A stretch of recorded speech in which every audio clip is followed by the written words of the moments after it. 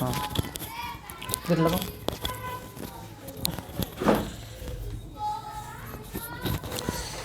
जय हिंद। बहुत दिनों के बाद आज फिर से स्टार्ट हो रहा है सेट। आज हो रहा है सेट आपका 33 से सेट।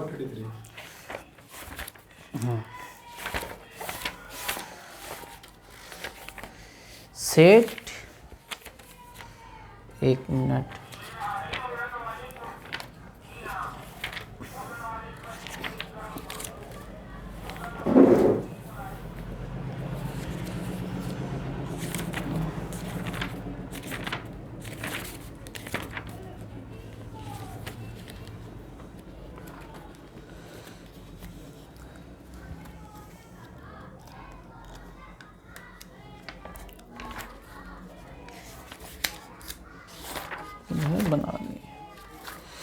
सेट 133 से होगा 139 तक। चलते हैं, स्टार्ट करते हैं। इतना दिन वीडियो नहीं आने के लिए बहुत बहुत सॉरी। चलिए बताइए, आप लोग थोड़ा इधर हो जाइए। बताइए, संविधान सभा के उद्देश्य प्रस्ताव को किसने पेश किया था? जवाहरलाल नेहरू ने। हाँ, उद्देश्य प्रस्ताव को पेश किया था। संविधान सभा के उद्देश्य प्रस्ताव को पेश किया था जवाहरलाल नेहरू ने। कब किया था? 13 दिसंबर 1946 को। 13 दिसंबर 1946 को। और ये पारित हो गया था, पेश किया था संविधान सभा में 13 दिसंबर 1946 को। और पारित हुआ था 22 जनवरी 1947 को। पेश हुआ 13 दिसंबर 1946 और पारित हुआ 22 जनवरी 1947। ठीक ना। चलिए, अब हम संविधान सभा का बात कर रहे हैं तो संविधान सभा में एक फेमस समिति था, प्रारूप समिति। प्रारूप समिति को तैयार किसने किया था? है नहीं, प्रारूप समिति को तैयार किया था बी.एन. राव। प्रारूप समिति को तैयार किया था बी.एन. राव। लेकिन प्रारूप समिति का अध्यक्ष था 7 सदस्यीय समिति था और इसका अध्यक्ष था भीमराव अम्बेडकर। वो बोल जाए, अध्यक्ष था भीमराव अम्बेडकर। ठीक ना। और यहाँ से एक क्वेश्चन है, प्रारूप समिति स्विच दो ना, स्विच। हाँ, प्रारूप समिति का गठन कब हुआ था? प्रारूप समिति हो रहा है नाम 29 अगस्त 1947। प्रारूप समिति 29 अगस्त 1947। प्रारूप समिति का गठन कब हुआ था? 29 अगस्त 1947 को। चलिए, नेक्स्ट क्वेश्चन है, संविधान का पहला संशोधन कब हुआ था? संविधान का पहला संशोधन कब हुआ था? हाँ, और किसमें संशोधन हुआ था? किस क्षेत्र से संबंधित है? हाँ, संविधान का पहला संशोधन 1951 में हुआ था। ये 9वीं अनुसूची जोड़ा गया था। इसमें जोड़ा गया था 9वीं अनुसूची। समझे? संविधान का पहला संशोधन 1951 में हुआ था, 9वीं अनुसूची जोड़ा गया था। और अगर अनुसूची की बात कर रहे हैं तो कुछ इंपॉर्टेंट अनुसूची। भाषा के आधार पर राज्यों का पुनर्गठन हुआ था 1956 में। तो कौन सा संविधान संशोधन था? भाषा के आधार पर राज्यों का पुनर्गठन जो हुआ था, ये कौन सा संविधान संशोधन? 7वां संविधान संशोधन। राज्यों का पुनर्गठन के लिए संविधान संशोधन हुआ था 7वां। और इसमें हम बताए थे रमल्लू की मृत्यु हुआ था 58, कहीं 58 दिन मिलेगा, कहीं 56 दिन मिलेगा कि भूख हड़ताल के बाद। ठीक ना। चलिए, और भाषा आधार पे हुआ था ना, तो अब भाषा का बात कर लेते हैं। था हमारे मूल संविधान में कितने भाषाओं का उल्लेख है? हमारे मूल संविधान में, हाँ, हमारे मूल संविधान में 14 भाषाओं का उल्लेख है। ठीक ना। हमारे मूल संविधान में 14 भाषा का उल्लेख है। ठीक, लेकिन बैठ जाइए, इधर बैठिए ना, इधर बैठिए। हाँ, 15वां भाषा जो है सिंधी। हाँ, 15वां भाषा सिंधी। 21वां संविधान संशोधन 1967। 21वां संविधान संशोधन 1967। 21वां संविधान संशोधन 1900। हाँ, सिंधी 21वां संविधान संशोधन 1967। और 15वां भाषा हुआ सिंधी, 21वां संविधान संशोधन 1967। उसके बाद आता है, गेट बंद करिएगा, नमक याद रखिएगा, 16वां 17वां 18वां, 16वां 17वां 18वां, 16वां 17वां 18वां। नमक में नेपाली मणिपुरी कोंकणी, नेपाली मणिपुरी कोंकणी, नेपाली मणिपुरी कोंकणी। ठीक ना, नेपाली मणिपुरी कोंकणी। ठीक ना। 21 में 50 जोड़िए, कितना 71, 21 में 50 जोड़िए 71, 71वां संविधान संशोधन। आपको कॉले कहते हैं। ओह, उसको काहे के लिए ला रहे हैं, बहुत सिस्टम। क्या आप पीछे ही चल जाइए, देखिए हो रहा है यार। हाँ, तो 71वां संविधान संशोधन हुआ था 1992 में। उसमें 3 गो को जोड़ा था, नेपाली, मणिपुरी, कोंकणी, ठीक ना। चलिए, उसके बाद हो गया कितना भाषा हो गया, 15 और 3 18। अब बच अभी जो संविधान में कुल 22 भाषा है, 4 गो बचा। तो पहला हुआ 21वां संविधान संशोधन, फिर हुआ 71वां, 21 और 71 को जोड़ दीजिए, कितना हुआ 92। अब होता है 92वां संविधान संशोधन 2003 में। 92वां संविधान संशोधन 2003 में 4 भाषा को जोड़ा गया है। कौन कौन? हाँ, बोडो डो का, डो का, फिर डोगरी, बोडो डोगरी। और फिर बिहार आ जाइए, बिहार में मैथिली और उसके पड़ोस में संथाली, बोडो डोगरी मैथिली संथाली, बोडो डोगरी मैथिली संथाली, 22 भाषा हो गया। चलिए बात समझे ना। 92वां संविधान संशोधन 2003। भारत के राष्ट्रपति जो वीटो का प्रयोग किया था, ज्ञानी जेल सिंह। हाँ, डाक विधेयक पे अपना वीटो का प्रयोग किया था। कौन सा राष्ट्रपति किया था? ज्ञानी जेल सिंह। हाँ, ज्ञानी जेल सिंह, जो कि वो राष्ट्रपति जो वीटो का प्रयोग किया था, ज्ञानी जेल सिंह। किस विधेयक पे? डाक विधेयक पर। कौन सा विधेयक पे? डाक विधेयक पर। कौन सा विधेयक पे? डाक विधेयक। कौन? ज्ञानी जेल सिंह, ज्ञानी जेल सिंह। ये डाक विधेयक कब आया था? 1986 में, 1986 में डाक विधेयक कब हुआ था? अब है जहाँ वीटो का प्रयोग है, वीटो मतलब होता है रोकना, वीटो का मतलब होता है रोकना, राष्ट्रपति रोकता है। कोई भी विधेयक कानून तब बनता है जब अंतिम मतलब साइन होता है किसका? राष्ट्रपति का, तब वो क्या बनता है? कानून बनता है। बात समझे? चलिए, तो हाँ, राष्ट्रपति का वीटो शक्ति किस अनुच्छेद में है? अनुच्छेद 111। वीटो शक्ति अनुच्छेद 111, वीटो शक्ति अनुच्छेद 111। आपको कॉल करने वाले थे, आप आ गए हैं। चलिए बताइए, सबसे बड़ा लोकसभा संसदीय क्षेत्र कौन सा है? सबसे बड़ा लेह लद्दाख। सबसे बड़ा संसदीय क्षेत्र लेह लद्दाख। बताइएगा, उपसोर कब होता है? उपसोर कब होता है? चंद्रमा और पृथ्वी एक रेखा पे आ जाते हैं। नहीं, एक लाइन में बोलते हैं तो सब गलती बोल देते हैं, ये आदत हटाइए। पृथ्वी कम दूरी वाला उपसोर है। हाँ, उपसोर होता है 3 जनवरी को, जब सूर्य और पृथ्वी के बीच में दूरी क्या होता है? कम होता है, ठीक ना, उपसोर। और 4 जुलाई को होता है अपसोर। 4 जुलाई को होता है अपसोर, जब सूर्य और पृथ्वी के बीच में दूरी अधिक होता है, ठीक ना। कम दूरी कितना होता है? 14.70 करोड़ किलोमीटर। और अधिक दूरी कितना होता है? 15.21 करोड़ किलोमीटर। अब याद कैसे रखिएगा 3 जनवरी? हाँ, नाम के काम और नाम उल्टा है। 2 डेट याद रखना है, 3 जनवरी 4 जुलाई, 3 जनवरी और 4 जुलाई। डेट दिमाग में हो गया, 3 जनवरी। हाँ, 3 ऐसे लिखते हैं ना। और उपसोर, ऊ, 3 में ऊ, बात समझिए, उपसोर। और 4 जुलाई अपसोर, बात समझिए, एगो उपसोर एगो अपसोर। 3 जनवरी में उपसोर, 4 जुलाई में उप, बात समझे, उपसोर अपसोर। चलिए आगे हो गया। हाँ, और एक क्वेश्चन है, उपसोर और अपसोर को मिलाने वाली लाइन को एपिसाइड रेखा कहते हैं। बात समझिए, उपसोर और अपसोर को मिलाने वाली रेखा को क्या कहते हैं? एपिसाइड। चलिए, कुछ क्वेश्चन है। मॉन्ट्रियल प्रोटोकॉल, ठीक ना, मॉन्ट्रियल स्थान कहाँ है? कनाडा में है। ये कब हुआ था और किससे संबंधित है? मॉन्ट्रियल प्रोटोकॉल नहीं, मॉन्ट्रियल प्रोटोकॉल 1987 में। मॉन्ट्रियल प्रोटोकॉल कब हुआ था? 1987 में। मॉन्ट्रियल प्रोटोकॉल 1987 में। मॉन्ट्रियल प्रोटोकॉल, मॉन्ट्रियल स्थान कहाँ है? कनाडा में। ये जो संबंध है इसका, मॉन्ट्रियल प्रोटोकॉल का संबंध जो है ओजोन परत से छिद्र से संबंध में है, ठीक ना। इसके ओजोन परत को छिद्र को रोकने के लिए, CFC क्लोरोफ्लोरोकार्बन गैस को रोकने के लिए सभी विश्व के देश समझौता किया था, ठीक ना।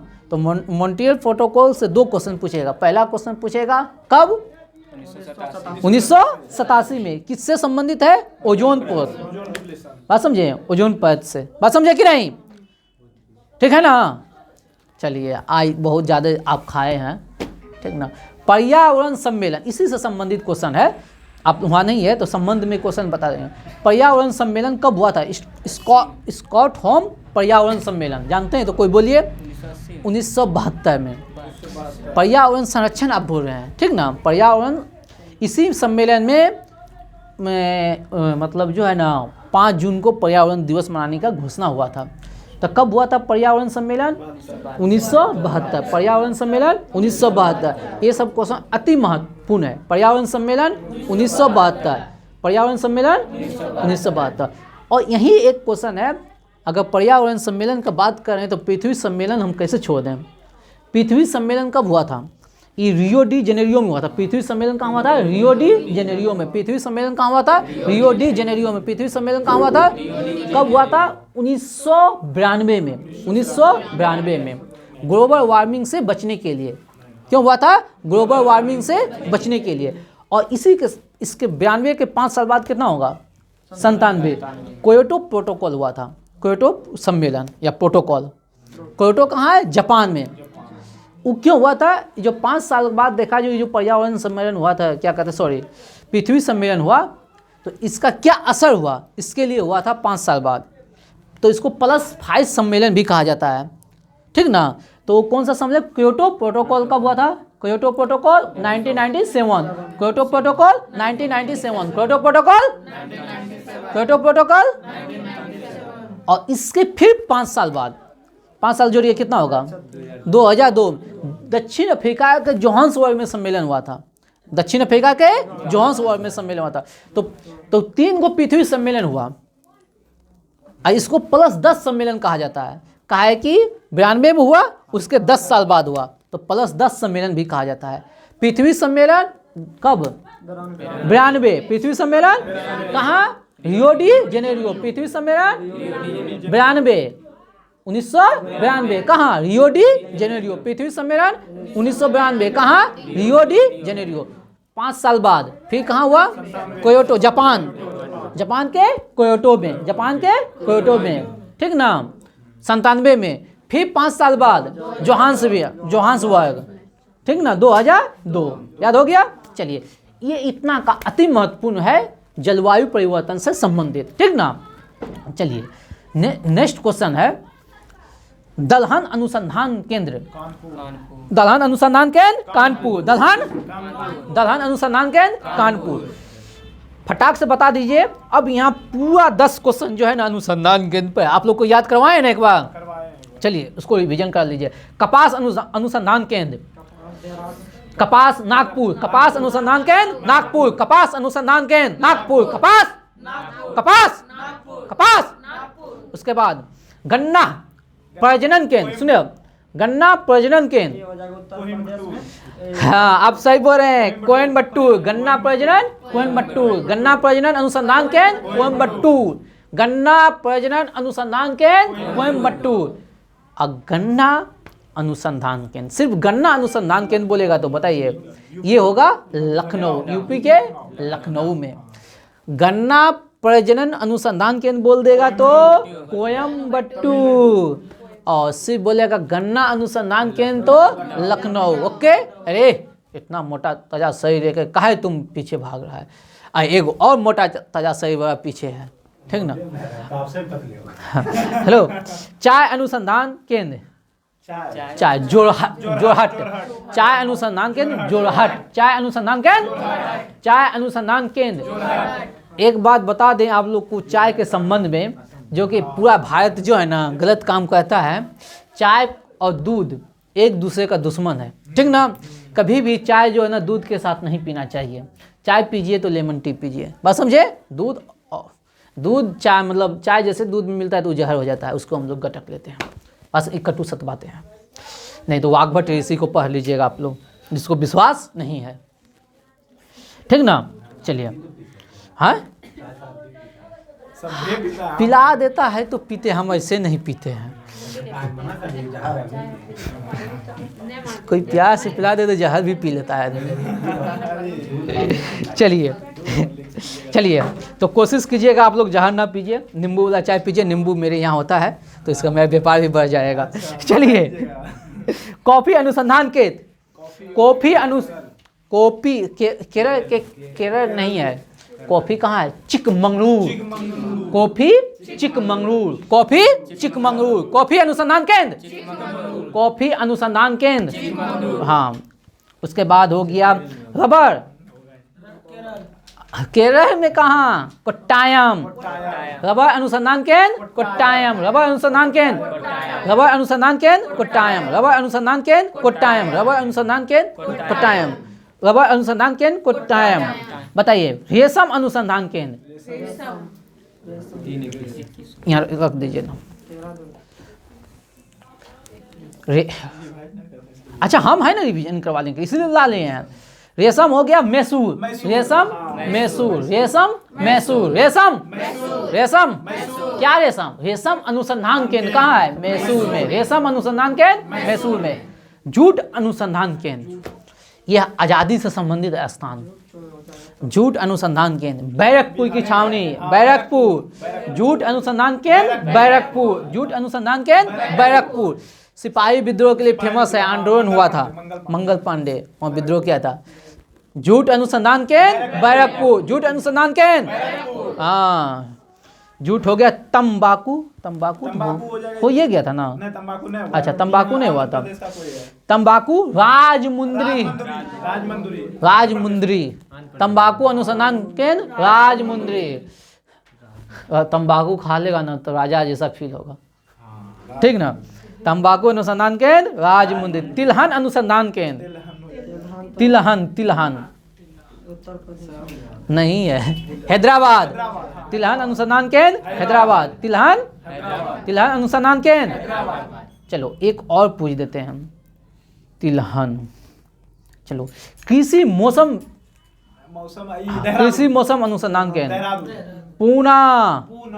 कृषि मौसम बोल देगा तो पूना। और केंद्रीय मिट्टी एवं जल संरक्षण केंद्र ये होगा देहरादून। केंद्रीय मिट्टी जल संरक्षण केंद्र ये कहाँ होगा? देहरादून। चलिए नेक्स्ट क्वेश्चन।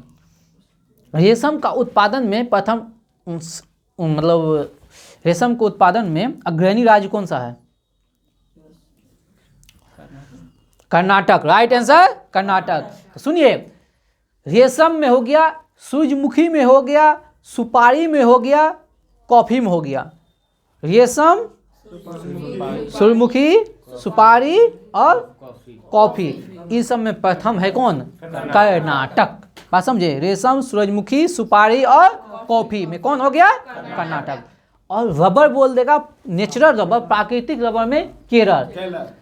ठीक ना? प्राकृतिक रबर में केरल। प्राकृतिक रबर में केरल। प्राकृतिक रबर केरल। कोई दिक्कत? चलिए अब यहाँ से स्टार्ट होता है थोड़ा पक्षी अभ्यारण्य। क्या? पक्षी अभ्यारण्य हम पढ़ लेते हैं। चलिए बताइएगा, एक अभ्यारण्य है, हम 4-5 गो ला लिए हैं, ठीक ना?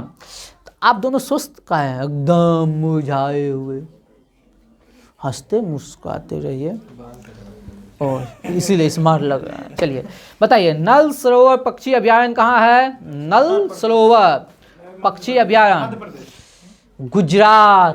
नल सरोवर पक्षी अभ्यारण्य गुजरात। नल सरोवर पक्षी अभ्यारण्य गुजरात। नल सरोवर पक्षी अभ्यारण्य, नल सरोवर पक्षी अभ्यारण्य याद नहीं करके आया रे?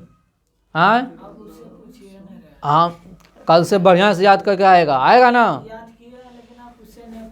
हम उसी से पूछे हैं। बताओ, नल सरोवर हो गया कहाँ? नल खोलेगा कहाँ जाके? गुजरात में। और सूर्य लगाएगा कहाँ? सूर्य सरोवर। नल सरोवर हो गया गुजरात। अब हम पूछ रहे हैं सूर्य सरोवर पक्षी अभ्यारण्य आगरा। हाँ, सूर्य सरोवर पक्षी अभ्यारण्य नल सरोवर, सूर्य सरोवर, नल सरोवर, सूर्य सरोवर हो गया सूर्य सरोवर पक्षी अभ्यारण्य आगरा। चलिए अगला है पटना पक्षी विहार। पटना पक्षी विहार कहाँ है? एटा यूपी, इसी लाए हैं। ठीक ना। ये सब आप लोग को सिलेबस में नहीं था, होमवर्क में नहीं था, लेकिन एक क्वेश्चन था, उससे संबंधित इंपोर्टेंट क्वेश्चन लाए हम। पटना पक्षी विहार कहाँ है? एटा। पटना पक्षी विहार कहाँ है? एटा यूपी। पटना पक्षी विहार कहाँ है? पटना पक्षी विहार कहाँ है? एटा यूपी। कहाँ है? एटा यूपी। कहाँ है? एटा यूपी। कहाँ है? एटा यूपी। और एगो इम्पोर्टेंट है, समरसपुर पक्षी विहार। समरसपुर पक्षी विहार ये कहाँ है? रायबरेली। ठीक ना। समरसपुर पक्षी विहार कहाँ है? रायबरेली। समरसपुर पक्षी विहार कहाँ है? रायबरेली, यूपी में है। ये कांग्रेस का क्षेत्र है। ये राहुल गांधी या क्या नाम है वो, सोनिया गांधी, ये लोग यहीं से। ठीक ना। नहीं वही शायद प्रियंका नहीं, सोनिया गांधी। सोनिया गांधी, प्रियंका गांधी का सांसद कहाँ है बताइए। अकबर के समय सुनो पहले, अकबर के समय प्रधानमंत्री को क्या कहा जाता था? वजीर। क्या कहा जाता था? अकबर के समय प्रधानमंत्री को क्या कहा जाता था? वजीर। और अकबर के मंत्री परिषद को क्या कहा जाता है? अकबर उस समय मतलब सल्तनत नहीं सॉरी, मुगल काल में मंत्री परिषद को क्या कहा जाता है? विराजत। विजारत। बात समझे? मुगल साम्राज्य में मंत्री परिषद को क्या कहा जाता है? विजारत। क्या कहा जाता है? विजारत। क्या कहा जाता है? विजारत। मुगल साम्राज्य में मंत्री परिषद को क्या कहा जाता है? विजारत। तो क्यूज में सब जो ना एक्टिव होकर रखिएगा, काहे कि अभी जो याद करवाएंगे ना वो ऑप्शन में आएगा कभी तो लॉन्ग टाइम तक चलेगा आपको। अभी है ना उखड़े याद नहीं किए है, पूरा उखड़े बुखड़े से रहिएगा तो कुछ नहीं होगा। एकदम तंदुरुस्त होकर रहना है, एकदम झांसी की रानी की तरह। ठीक ना। अब थोड़ा हम तेजी से खींचेंगे। रुद्रसागर झील कहाँ है? रुद्रसागर झील कहाँ है? मध्य प्रदेश। रुद्रसागर झील कहाँ है? मध्य प्रदेश। रुद्रसागर झील मध्य प्रदेश। रुद्रसागर झील मध्य प्रदेश। रुद्रसागर झील मध्य प्रदेश। शिवाजी के आध्यात्मिक गुरु रामदास। 100 साल का युद्ध किसके किसके बीच में हुआ था? इंग्लैंड और फ्रांस। 100 साल का युद्ध इंग्लैंड और फ्रांस 1336 में। इंग्लैंड और फ्रांस। बताइएगा, शुद्धि आंदोलन का प्रवर्तक, शुद्धि मोमेंट आंदोलन का प्रवर्तक दयानंद सरस्वती। आप लोग याद नहीं कह रहे? दयानंद सरस्वती। शुद्धि आंदोलन दयानंद सरस्वती। बताइए, न्यायाधीश को एक हाई कोर्ट से दूसरे हाई कोर्ट में ट्रांसफर करने का अधिकार किसके पास है? राष्ट्रपति का। ठीक ना। हाई कोर्ट के मुख्य न्यायाधीश को हटाने का अधिकार किसके है? राष्ट्रपति को। ठीक ना। पंचायती राज के 2 स्तरीय व्यवस्था किसने दिया था? दो पंचायती राज के 2 स्तरीय समिति का अध्यक्ष कौन या किसने दिया है? पंचायती राज के 2 स्तरीय समिति अशोक मेहता। 2 स्तरीय दिया था अशोक मेहता और त्रिस्तरीय दिया था बलवंत राय मेहता। अभी हम लोग के पास जो है ना त्रिस्तरीय पंचायत है। ठीक ना। बिहार में त्रिस्तरीय पंचायत मतलब क्या होता है? वो ग्राम सभा होता है जिसका ग्राम का प्रधान होता है मुखिया, ब्लॉक लेवल पे होता है पंचायत समिति, जिला स्तर पर होता है जिला परिषद। ठीक ना। तो ये जो त्रिस्तरीय दिया है, त्रिस्तरीय दिया था बलवंत राय मेहता। ठीक ना। 1957 में। कब दिया था? 1957। ठीक ना। और 2 स्तरीय दिया था अशोक मेहता। 2 स्तरीय दिया था अशोक मेहता। कब? 1977 में, 20 साल बाद। ठीक ना। और एक और समिति है जिसका हम जिक्र कर लेते हैं, PV राय समिति। PV राय समिति। PV राय समिति। बोलिए, PV राय समिति। PV राय समिति। PV राय समिति। PV राय समिति। ये सारी समिति जो है ये पंचायती राज व्यवस्था से संबंधित है। कब? PV राय समिति 1985। PV राय समिति 1985। PV राय समिति 1985। PV राय समिति 1985। PV राय समिति 1985। तो कितने समिति बता दिए? 3 समिति। पहला 2 स्तरीय अशोक मेहता 1977। दूसरा बलवंत राय मेहता त्रिस्तरीय 1957। चौथा PV राय समिति 1985। अगला है 1 साल बाद। हाँ? नहीं 77 अशोक मेहता 77। ठीक ना। हाँ 3 स्तंभ, ठीक। आगे बढ़े। अगला जो है अति महत्वपूर्ण है, एसआई में क्वेश्चन पूछा हुआ है। इस 4 गो समिति, चारों समिति में से किसमें पूछा है सर? एसआई में। चलिए, ये जो समिति है लक्ष्मीमल सिंघवी समिति, ML सिंघवी लिखा होगा लुसेंट में, लक्ष्मीमल सिंघवी समिति 1986, लक्ष्मीमल सिंघवी समिति 1986, लक्ष्मीमल सिंघवी समिति 1986, जो पंचायती राज के लिए 73वां संविधान संशोधन हुआ था, जिसमें पंचायती राज को संवैधानिक दर्जा दिया गया, पंचायती राज को संवैधानिक दर्जा दिया गया 73वां संविधान संशोधन के तहत, ठीक ना। वो दिया था लक्ष्मीमल सिंघवी समिति के द्वारा। बात समझा? वो जो पंचायती राज को संवैधानिक दर्जा मिला किस समिति के सिफारिश पर? तो लक्ष्मीमल सिंघवी समिति। ये क्वेश्चन पूछा है एसआई में। बात समझे? अब आगे चलें। गोवा को पूर्ण राज्य का दर्जा कब मिला? 56वां संविधान संशोधन 1987। गोवा को पूर्ण राज्य 56वां संविधान संशोधन 1987। अगला, विधान परिषद के, ठीक ना, 1/3 सदस्यों का चुनाव विधानसभा द्वारा किया जाता है, ठीक ना। विधान परिषद के 1/3 सदस्यों का चुनाव विधानसभा द्वारा किया जाता है। किसके द्वारा? विधानसभा के सदस्यों के द्वारा। तो क्वेश्चन ये है, जो विधान परिषद के सदस्यों, विधान परिषद का गठन जो है ना किस अनुच्छेद में है? 169। विधान परिषद 169, विधान परिषद 169, विधान परिषद 169, ठीक ना। और ये उच्च समिति है। अब विधानसभा निम्न समिति है। बात समझे? विधान परिषद उच्च समिति और विधानसभा निम्न समिति, ठीक ना। और विधानसभा के, विधान परिषद के लिए उम्र सीमा कितना साल? 30 साल, ठीक ना। उम्र सीमा कितना? 30 साल। और इसके सदस्यों का कार्यकाल ये होता है 6 वर्ष तक। इसके सदस्यों का कार्यकाल 6 वर्ष तक, ठीक ना। अब प्रत्येक 2 वर्ष के बाद 1/3 सदस्य सेवा मुक्त होता है। ये एक अस्थायी सदस्य है। विधान परिषद एक अस्थायी है, लेकिन इसके सदस्यों का कार्यकाल 100 साल, 6 ईयर, ठीक ना। चलिए, इसमें बहुत सारे क्वेश्चन है, लेकिन अभी बहुत कुछ पूछना है तो थोड़ा छोड़ देते हैं। और विधान परिषद अभी कितने राज्यों में है? 6 राज्यों में है। विधान परिषद कितने राज्यों में है? 6 राज्यों में है। बताइएगा कहाँ कहाँ है? बिहार हो गया, यूपी हो गया, कर्नाटक हो गया, आंध्रा हो गया, महाराष्ट्र हो गया, तेलंगाना हो गया। 6 गो हुआ?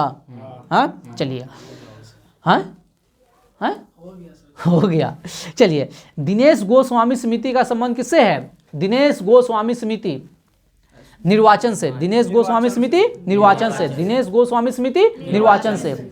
बताइए, माल प्रवाह परियोजना, माल प्रवाह परियोजना किस राज्य में है? कर्नाटक। माल प्रवाह परियोजना कर्नाटक। माल प्रवाह परियोजना कर्नाटक। माल प्रवाह परियोजना कर्नाटक। वेमनाथ झील कहाँ है? केरल में। सही है, वेमनाथ झील केरल। वेमनाथ झील केरल। वेमनाथ झील केरल। कोयना बांध परियोजना, कोयना बांध कहाँ है? महाराष्ट्र। कोयना बांध महाराष्ट्र। कोयना बांध महाराष्ट्र। कोयना बांध महाराष्ट्र। कोयना बांध महाराष्ट्र। कोयना बांध महाराष्ट्र। अगला, जवाहर सागर, राणा प्रताप सागर, गांधी। जवाहर, राणा प्रताप, गांधी सागर किस नदी पे है? जवाहर सागर, राणा प्रताप सागर, गांधी सागर। जवाहर सागर, राणा प्रताप सागर, गांधी सागर। आप लोग याद नहीं किए हैं? किस नदी पे है? चंबल नदी पर। किस पे है? चंबल नदी पर। किस पर है? जवाहर सागर, राणा प्रताप सागर, गांधी सागर किस पे है? चंबल पे। अब बताइए, जवाहर सागर जो है ना बांध परियोजना, जो डैम है वो राजस्थान में है। जवाहर सागर कहाँ है? राजस्थान में है, लेकिन नदी कौन है? चंबल। और महाराणा प्रताप, राणा प्रताप, महाराणा प्रताप के नाम पे आया राणा प्रताप, ये भी किस पे है? चंबल पे, लेकिन राज कौन है? राजस्थान। नदी 3-4 राज्य में बहता है। सुनिए ना, एक के राज्य में थोड़ी नदी बहता है। अगला है गांधी सागर। गांधी सागर जो है ना, ये भी डैम है। गांधी सागर जो है ये भी किस नदी पे है? लेकिन ये है मध्य प्रदेश में। कहाँ है? मध्य प्रदेश में। बात समझे? गांधी सागर कहाँ है? मध्य प्रदेश में। गांधी सागर कहाँ है? गांधी सागर कहाँ है? गांधी सागर कहाँ है? मध्य प्रदेश। और जवाहर और राणा प्रताप, जवाहर और राजस्थान। ओके, चलिए बताइए। बताइए, नर्मदा और ताप्ती नदियाँ किस पर्वत के दोनों ओर बहती है? एक और नर्मदा बहती है, एक और ताप्ती बहती है, बीच में वो पर्वत है विंध्याचल पर्वत। कौन सा पर्वत? विंध्याचल पर्वत के एक और नर्मदा, दूसरी ओर ताप्ती, उसके बीच में कौन है? विंध्याचल पर्वत। ठीक ना। बताइए राउरकेला, अभी राउर सुनिए पहले, राउरकेला जो है ना अभी उड़ीसा का एक शहर है, ठीक ना, जहाँ अभी हो रहा है क्या कहते हैं हॉकी का वर्ल्ड कप। राउरकेला में हो रहा है हॉकी का वर्ल्ड कप, बात समझे ना। तो ये किस नदी के किनारे है? किस नदी के किनारे है? ब्राह्मणी नदी के किनारे है, राइट आंसर है। लेकिन मुद्दे की बात ये है, क्वेश्चन ये नहीं है राउरकेला इस्पात कारखाना है, ठीक ना। हाँ, राउरकेला इस्पात कारखाना किसके सहयोग से बना है? ये राउरकेला इस्पात कारखाना जर्मनी के सहयोग से बना है। किसके सहयोग से? जर्मनी के सहयोग से बना है, ठीक ना, 1954 में। चलिए, कबीर किसके समकालीन था? कबीर कबीर किसके समकालीन है? अकबर। सिकंदर लोदी के। किसके समकालीन है? सिकंदर लोदी के। सूरदास किसके समकालीन है? अकबर और जहांगीर। सूरदास, अकबर और जहांगीर। अन्नपूर्णा योजना 2000, अन्नपूर्णा 2000, अन्नपूर्णा योजना 2000, अन्नपूर्णा योजना 2000। सुस्ता जाता है। ट्राइसेम 1979, वाह, ट्राइसेम 1979, ट्राइसेम 1979, ट्राइसेम 1979। ड्वाफा 1982, ड्वाफा 1982, ड्वाफा 1982, ड्वाफा 1982, ड्वाफा 1982। थोड़ा रिविजन करवा दिए। चलिए बताइए, भारत में दिल्ली सल्तनत का पहला अफगान शासक, दिल्ली सल्तनत का पहला अफगान शासक बहलोल लोदी। बहलोल लोदी कौन है? बहलोल लोदी, ठीक ना। तेनालीराम का संबंध किससे है? कृष्णदेव राय। तेनालीराम कृष्णदेव राय, तेनालीराम कृष्णदेव राय। बताइए, बीजापुर का गोल गुंबद किसने बनवाया था? बीजापुर का गोल गुंबद, बीजापुर का गोल, हाथ खोलो, बीजापुर का गोल गुंबद आदिल शाह। बीजापुर का गोल गुंबद आदिल शाह। चलिए अगला क्वेश्चन है, ताजमहल का वास्तुकार कौन था? उस्ताद अहमद लाहौरी। वास्तुकार बोलेगा उस्ताद अहमद लाहौरी। वास्तुकार बोलेगा तो उस्ताद अहमद लाहौरी। ताजमहल का वास्तुकार बोलेगा तो उस्ताद अहमद लाहौरी। लेकिन मिस्त्री बोलेगा तो ईसा खान, उस्ताद ईसा खान। मिस्त्री बोलेगा तो ईसा खान। कौन? ईसा खान। कौन? ईसा खान। कौन? ईसा खान। कौन? ईसा खान। अब वास्तुकार क्या होता है? डिजाइन बनाया, बस समझो, वस्तु का इंजीनियर, बस समझा। अब मिस्त्री में थे दोनों भैया का कुदुर मुदुर कर रहा है। चलिए इसी के साथ ये स्पीडी कंप्लीट होता है, ठीक ना आज का। चलो तुम भी जो है ना ट्राई मारता है ना। बताइए, अंतर्राष्ट्रीय दूरसंचार संघ की स्थापना कब हुआ था और मुख्यालय? अंतर्राष्ट्रीय दूरसंचार संघ, जिसको शॉर्ट में कहते हैं ITU, हाँ, 1865 और मुख्यालय जनेवा। अंतर्राष्ट्रीय दूरसंचार संघ और जनेवा 1865 जनेवा। बताइएगा, अंतर्राष्ट्रीय श्रम संगठन यानी ILO की स्थापना कब हुआ था? 1919 और हेडक्वार्टर जनेवा, हेडक्वार्टर जनेवा। अंतर्राष्ट्रीय श्रम संगठन 1919, हाँ, ILO जनेवा। बोलिएगा, फेमस क्वेश्चन है, विश्व पर्यटन संगठन WTO, हाँ, वर्ल्ड टूरिज्म ऑर्गेनाइजेशन, WTO विश्व पर्यटन 1925 headquarter Madrid. WTO 1925, WTO headquarter Madrid, headquarter Madrid, headquarter Madrid. अंतर्राष्ट्रीय नागरिक उड्डयन संगठन, अंतर्राष्ट्रीय नागरिक उड्डयन संगठन ICAO 1944 1944 कहाँ? मॉन्ट्रियल। अभी तुम बताए कनाडा। कब हुआ था प्रोटोकॉल? Montreal protocol 1987। कब हुआ था? 1987। किससे? ओजोन परत। चलिए अगला बताइएगा। हाँ, तो अंतर्राष्ट्रीय नागरिक उड्डयन संगठन कहाँ कब? 1944। कब स्थापना हुआ? 1944। हेडक्वार्टर मॉन्ट्रियल, ठीक ना। ICAO 1944 Montreal. बताइए अंतर्राष्ट्रीय संयुक्त राष्ट्र खाद्य एवं कृषि संगठन FAO संयुक्त राष्ट्र खाद्य एवं कृषि संगठन 1945 कहाँ? हेडक्वार्टर रोम। 1945 रोम। FAO इसी को कहेंगे अंतर्राष्ट्रीय संयुक्त राष्ट्र संघ खाद्य एवं क्या? कृषि एवं खाद्य एग्रीकल्चर एंड फर्टिलाइजर। अंतर्राष्ट्रीय मुद्रा कोष IMF international monetary fund IMF 1945 Washington DC। IMF 1945 Washington DC। Washington DC। बात समझे? विश्व बैंक 1945 से याद 1945 से याद रखिएगा। 44 दिया है। दोनों वुड्स हम बताए थे, याद कीजिएगा। वुड्सलैंड सम्मेलन के तहत हुआ था। वुड्समैन सम्मेलन के तहत हुआ था IMF और वर्ल्ड बैंक का। उस सम्मेलन हुआ था 44 में, ठीक ना। और स्थापना हुआ था 45 में, ठीक ना। 45 हाँ, दोनों का IMF विश्व बैंक दोनों का। 45 से याद रखें। हाँ दिया है 44। दोनों 45 दोनों 45 दोनों। अच्छा, सम्मेलन हुआ था 44 में। मेरे में 45 दिया। बेटर वुड्स सम्मेलन के तहत हुआ था दोनों का, ठीक ना। UNESCO 1940 Paris. UNESCO 1940 Paris. UNESCO 1940 Paris. बताइएगा अंतर्राष्ट्रीय समुद्री व्यापार संगठन। अंतर्राष्ट्रीय समुद्री व्यापार संगठन IMO 1948। IMO 1948 London. IMO 1948 London. अंतर्राष्ट्रीय सामुद्रिक व्यापार संगठन 1948 लंदन। अंतर्राष्ट्रीय सामुद्रिक व्यापार संगठन 1948 लंदन। 1948 लंदन, ठीक ना।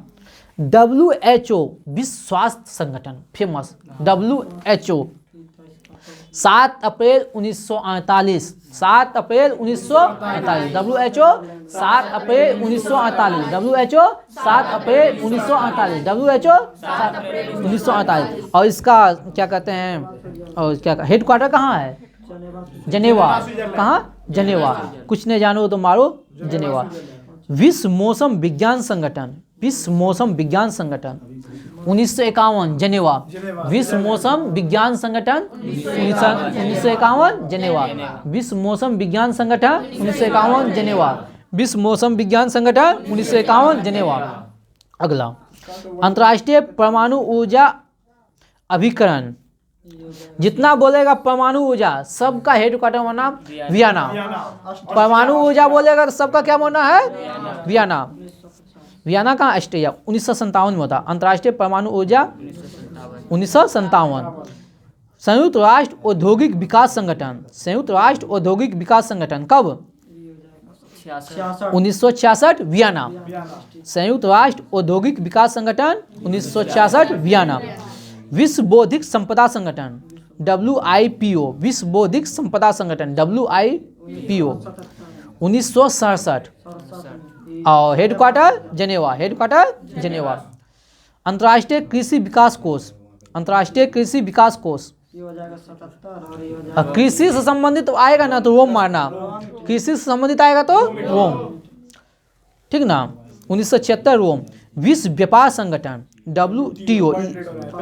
विश्व व्यापार संगठन 1995 जेनेवा। विश्व व्यापार संगठन 1995 जेनेवा। विश्व व्यापार संगठन 1995 जेनेवा।